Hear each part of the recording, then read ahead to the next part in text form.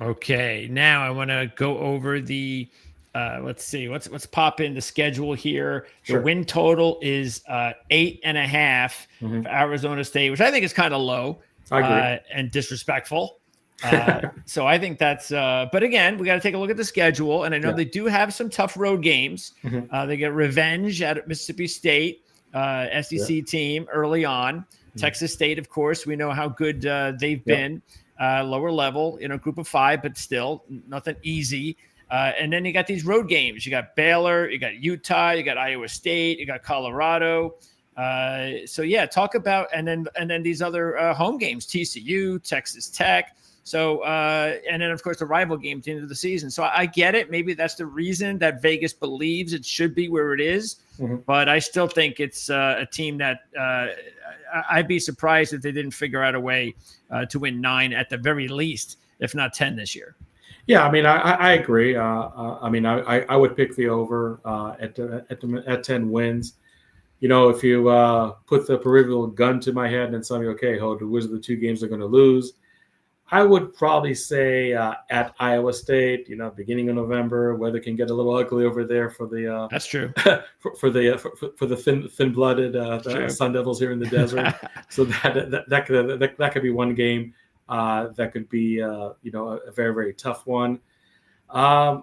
Utah's an interesting team. I'm not as high on them as a lot of other pundits are, but I know they're going to be a very, very tough out. Mm-hmm. And in recent years, ASU has not had the greatest history in Salt Lake City. So, Okay. ASU has 7 home games, and they were undefeated last year at home. And look at the home schedule. I'm not saying it's a cakewalk, but I just feel like the tougher games might exist on the road. And Baylor, Yes, Baylor's another one. A team that didn't beat the big dogs in the Big 12, but did finish the regular season on a 6-game winning streak. So kind of like Utah, they're kind of like the darling of the Big 12. The black sheep that could really sneak up on anybody. So maybe that second loss comes out either at Baylor or comes at Utah. But again, I just feel that ASU at home is really, really a tough team to beat, and they proved that last year. I mean, not every game was a blowout in Tempe. Don't get me wrong, but when they needed that home juice from the crowd to win more than a game or two, a close game in Tempe, they were able to do that. So I think they're able to do that. But if you ask me, I believe carbon copy of 2024, finishing the regular season 10-2 and making a repeat appearance in the Big 12 championship game, at least in my opinion, that is a realistic scenario. All right, and then who the heck knows who it'll be up against, because this is a wide open parody. Oh yeah, and I think it actually could go all the way down even to right around this area, just like last year. I think there could be a team like Arizona State where they were projected that could be a lot better than people think. And who knows, maybe their counterparts Arizona could pull it off this year. And don't forget, Greg, the Sun Devils broke the system because there was no media preseason poll in the Big 12 because of what happened last year with ASU. Let's now take a look at how the team is going to shape up. Opener, it is Pancake City, also known as Cupcake City, with Portland State.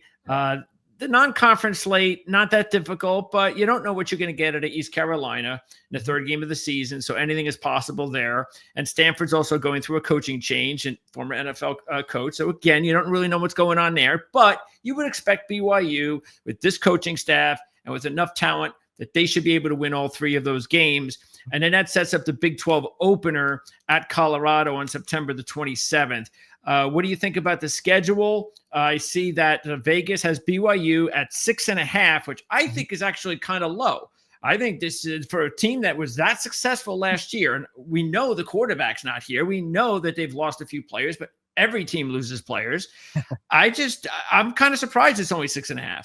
Well, the funny thing about that, Greg, is Vegas actually dropped them a whole game after the Jake Retzlaff news came out. They actually only had them at 7.5, which surprised me.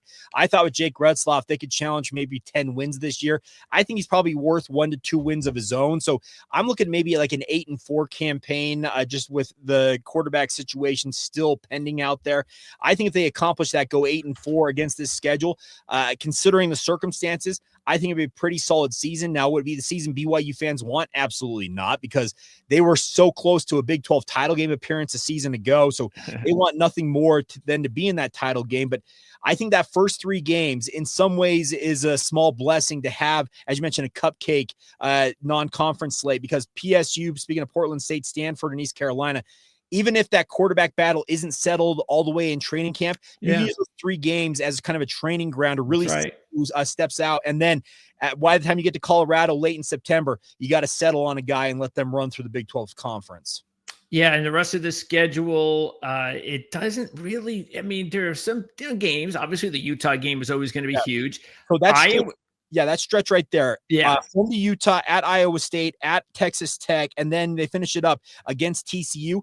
That 4-game stretch is the toughest stretch of the season, and that will really go a long way to determining if, okay, was it a good 8-4, or did you capitalize on the other 8 games outside of that 4-game stretch? Yeah, that definitely looks like the case. But I don't know. To me, it's like they would have to drop a couple of games they're not supposed to drop in order for them, or maybe 3, because every team drops like 1 game not supposed to drop. And that's just too much. Not with this staff, not with the returning talent I see, unless there's a rash of injuries or the quarterback situation is just not as good as we thought. And I know we're not saying it's going to be anything fantastic this season, but still, it should be good enough in order, with the talent around them, that they should be able to produce. But I hear what you're saying. I know. Are the fans at BYU, are they spoiled, or is that just that's just a last year thing, and they just they just want their team to have that type of success they had last year this year again. Here's the thing. BYU's had a track record over the past 50 plus years, going all the way back to the start of the Edwards era, where they have been used to high flying offenses, coordinators who bring high level offense to the field, and quarterbacks who are absolutely elite. So yeah, if you want to talk about spoiled in that regard, BYU fans have been spoiled for more than half of a century. And that's what they're hoping to get. Maybe somebody like, if it's McKay Hillstead or Trayson Bourget or Bear Bachmeyer, hopefully you kind of see the early goings of that next elite quarterback at BYU. And yeah, if it results in an 8-4 season, but you have a future star at that quarterback position, I think BYU fans would actually be very content if that were to be the case. Yeah, if one of these quarterbacks winds up playing even better than Retzlaff, because let's be honest. I mean, he did a good job, but I think it was a little overblown because nobody expected anything. Correct. But you look at the numbers overall, and even some of the games, you're like, all right, well, yeah, he was an okay quarterback, but it wasn't like he was, some sort of first-round draft pick that you're letting. It's not Zach Wilson. Yeah, that's the thing about this. I talk about this when it comes to tiers of BYU quarterbacks. There are good, great, and elite quarterbacks in BYU history. Jake Retzlaff is in the good category, but BYU fans expect great, if not elite, quarterback play. And they've had that with Zach Wilson. They've had with Jaron Hall in recent memory. And you can go back through the past 50 years, the Jim McMahons, the Steve Youngs.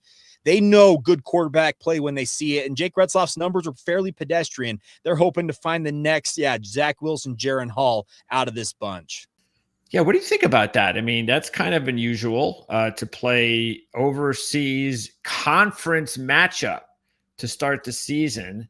Is because that's right, like you said. I mean, right out of the gate, you got to play a really tough opponent in conference, and you got to do it in a weird environment. Yeah, I mean, I think it's fascinating. I think this is the third time, I guess, a conference game has occurred over there in Ireland and since COVID. Obviously, Nebraska, Northwestern won that game, and last year Georgia Tech stunned Florida State. Well, stunned at the time. We thought it was at the time. Yeah, it did not end up being very surprising. Iowa State performed well against Kansas State the last few years. They obviously won last year, 2023. They won a 42-35 game in Manhattan in the snow. Even in 2022, the year that Kansas State won the Big 12, weird game. They won against Iowa State 10-9 at Jack Trice Stadium. Matt Campbell's done a really good job coaching against Chris Kleiman. I'm not going to outwardly say like he owns Chris Kleiman. Okay. But he's shown himself to kind of have like an upper hand in this series, I would say. I think that's fair. I think it's a fascinating game. I think each team enters it with, frankly, like a lot on the line, just because the Big 12 is so wide open and so hard to project and predict. And if you lose this game, you're already in the hole in the Big 12 title race, and something that is probably going to be really congested, and something that it's probably going to come down to tiebreakers like it did a year ago. And if these two teams are in the race come the end of November, the loser of that game is probably going to look back on it and be like, there's a big indicator of where the tiebreaker is going to go. Should be a really good game. Two teams that obviously are very familiar with each other. I think Kansas State returns a little bit more production. When you think about Avery Johnson returning at quarterback, obviously Dylan Edwards returns. They have to replace DJ Giddens. Jace Brown returns at receiver. They have a really good linebacker core, a couple of really good safeties or defensive backs in general, I should say. K-State does. I think it's a really fascinating game. I think K-State's like an early 3-point favorite. I don't know how strongly I feel one way or the other at this point. I don't know how strongly I'll feel about the game going one way or the other come August 23rd. Like, I think it's a coin flip game, like 80% of every other Big 12 game. Yeah. But yeah, I think it's a fascinating matchup. And I think that, I've written about this. I've said it on the radio. If you win, right, like, you're going to feel awesome.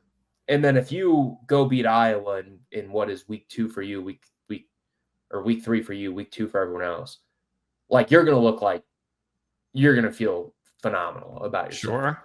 Because you're going to have 2 rivalry wins. You then get a pretty easy stretch of the schedule you have to go on the road to play Arkansas State. And I don't think going on the road to play a G5 team is ever advisable, but you then get Arizona and Cincinnati. Like, if you start 3-0 and then you handle your business against Arkansas State and you beat Arizona and Cincinnati like you're supposed to, you're 5-0 for a second straight season before your schedule kind of starts to ramp up with the road game at Colorado. Then you get BYU.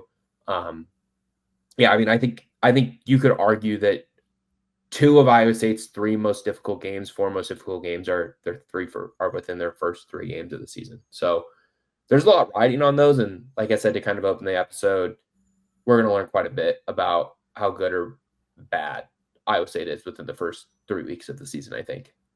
Yeah, it looks like it's going to be another carbon copy of last year in this conference that you just have no idea.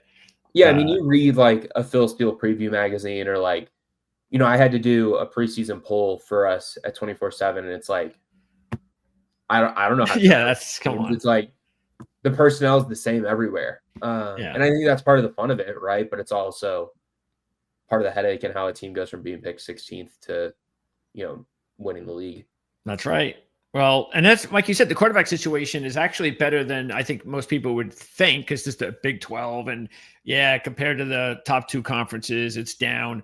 But there are good quarterbacks, including the game in Ireland. I mean, that's 2 of those quarterbacks you're talking about. And I think that's really what's going to separate these teams, is which one of those quarterbacks will take that next step and be that top quarterback, first team, Big 12 at the end of the year. Whoever that is might be the guy who's leading their team to the Big 12 championship game.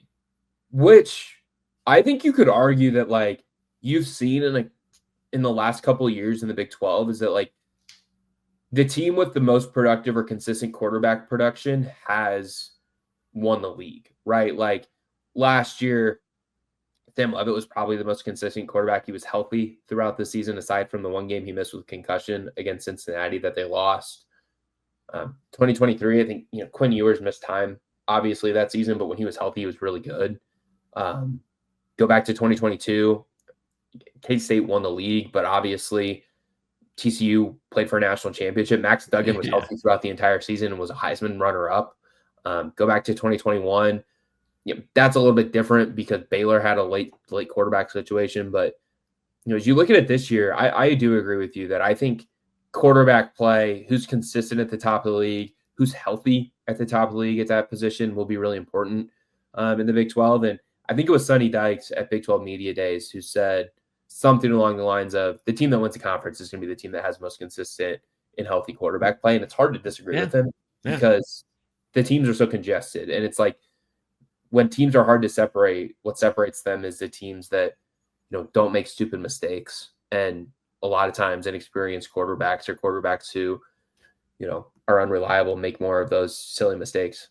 Yeah. And have good coaching, which both Iowa State and Kansas State have. And so that's why this is a really good kickoff game that should be very interesting. Iowa State is, let's see, their win total is 7.5. So that's plus 115. The under is minus 135. So it's a little bit under 7.5. But based on this schedule, yeah, I mean, that's the thing. I mean, if they go over the total, then they're going to be one of those teams at the end fighting for a conference championship. And what do you think? Yeah, like Alien team? Yeah, I mean, like I said at the beginning, like on paper, I'm not as high on this team as I was last season's team. Like I looked at last season's team on paper and I was like, okay, this team can go win a Big 12 championship. They came really close. I mean, they got to the game in Arlington. I don't have the same feeling when I look at this year's team on paper, but you hear national people talk about them and they include them within the teams at the top tier.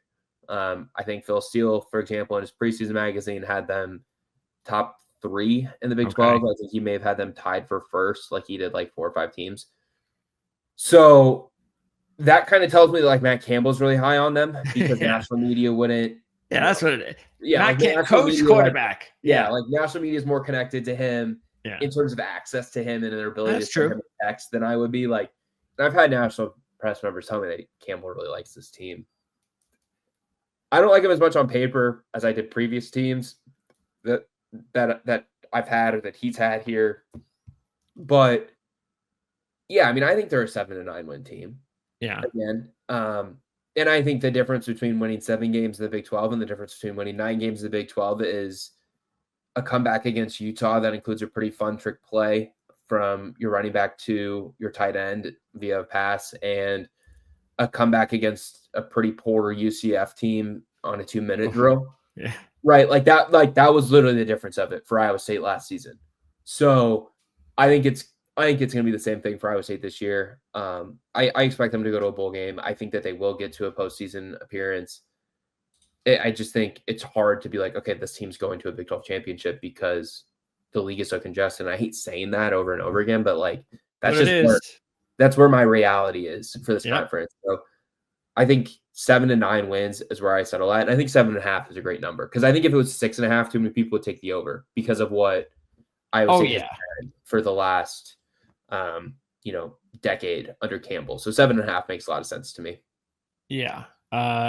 They're the 7th right here. The odds of winning the conference are actually 7th according to Vegas. So I'm a little surprised that Utah is 3rd. Baylor, again, quarterback. TCU, quarterback. Texas Tech is the intriguing team, I think. I agree. I think Utah, you mentioned Utah being surprising, like to me that makes sense because Morgan Scalley always has really good defense. Kyle Whittingham's always had a good defense, even last year when they went from preseason favorite in the conference to slumping quite a bit. Their defense gave them a chance nearly every weekend. They have probably the best offensive line in the conference. They have a first-round NFL draft pick at offensive tackle. And they have probably another first-round or all Big 12 first-teamer at tackle. So their floor there is really high. I think Devin Dampier will probably have to reel in some of his interception issues that he had last year in New Mexico. Yeah. But man, they can run. And I know that Utah is going to be able to run the football and their defense is going to be good. Like, to me, that's a really good combo. So their floor is high.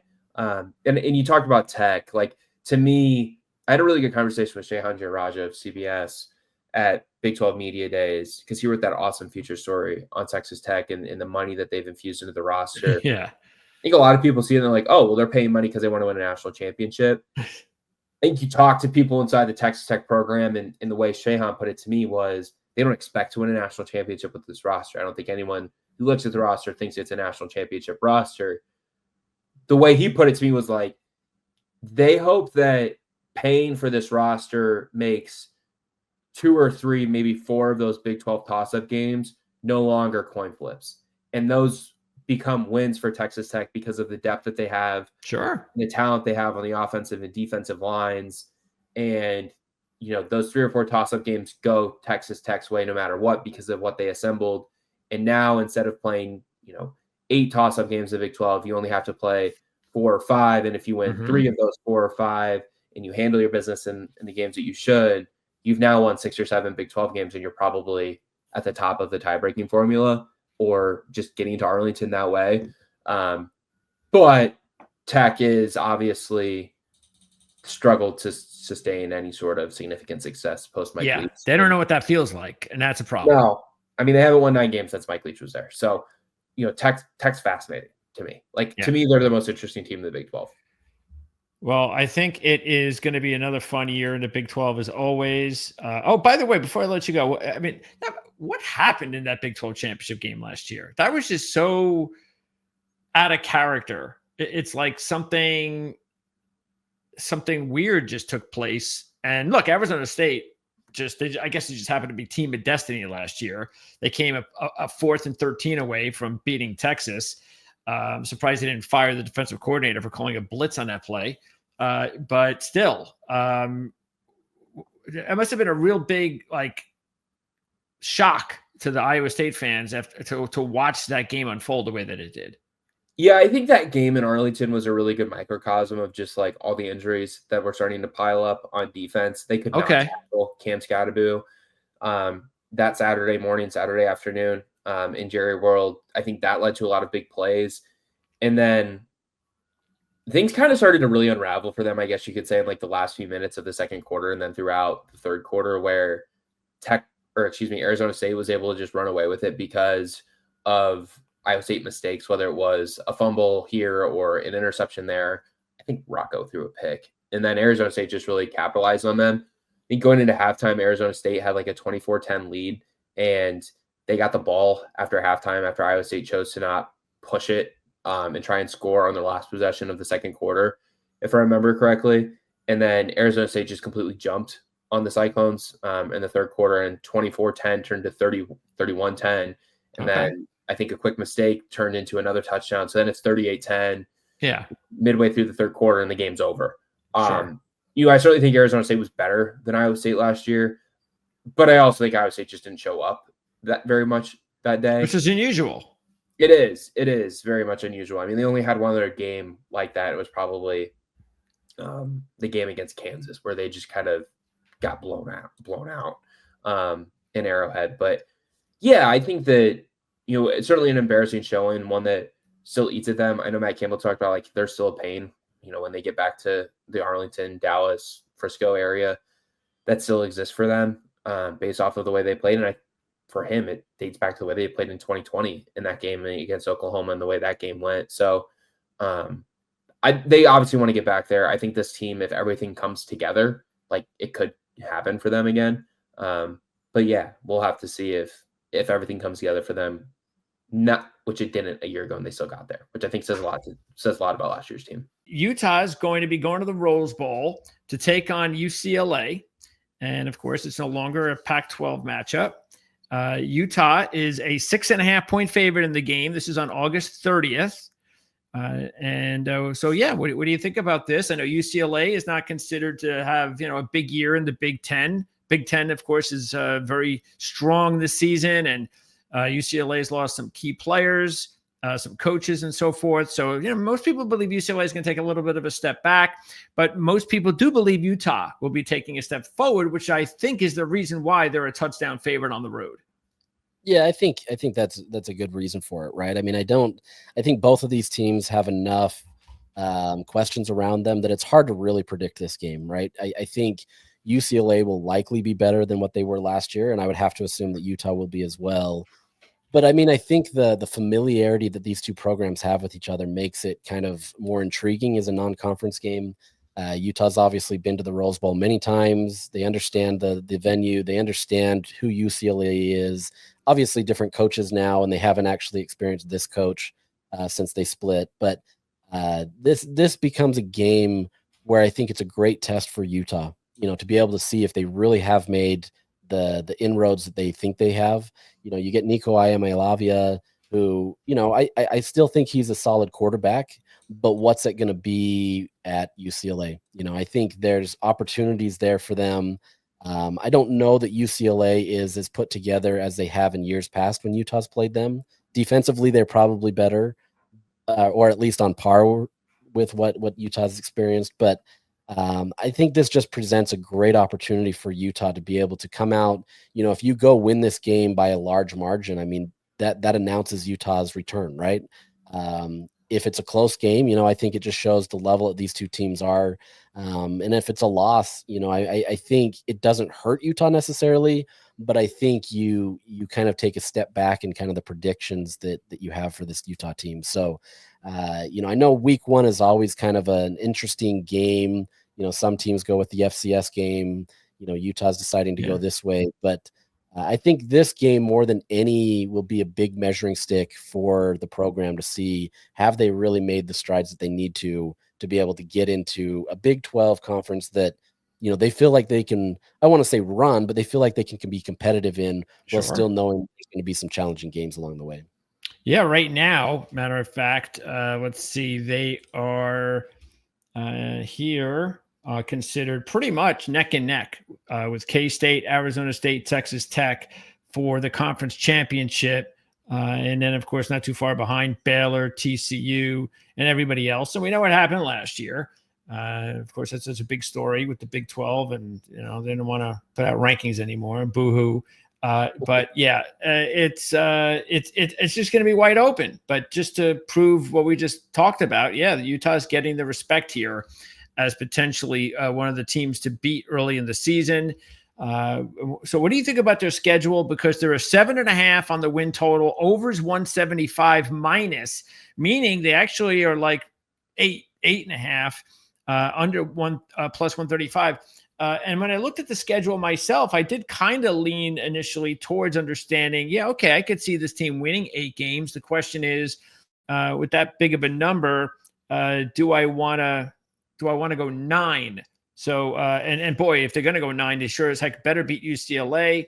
But after UCLA, they have a couple of winnable games. Not that Wyoming is easy, because we know Wyoming can be tough, especially more than anything on the road. When you play Wyoming, you'd rather play them at home.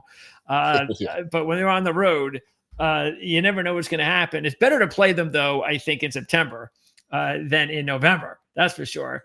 But that is no easy game. And then all of a sudden, the Big 12 kicks in with a real tough one initially, but at least it's at home against Texas Tech.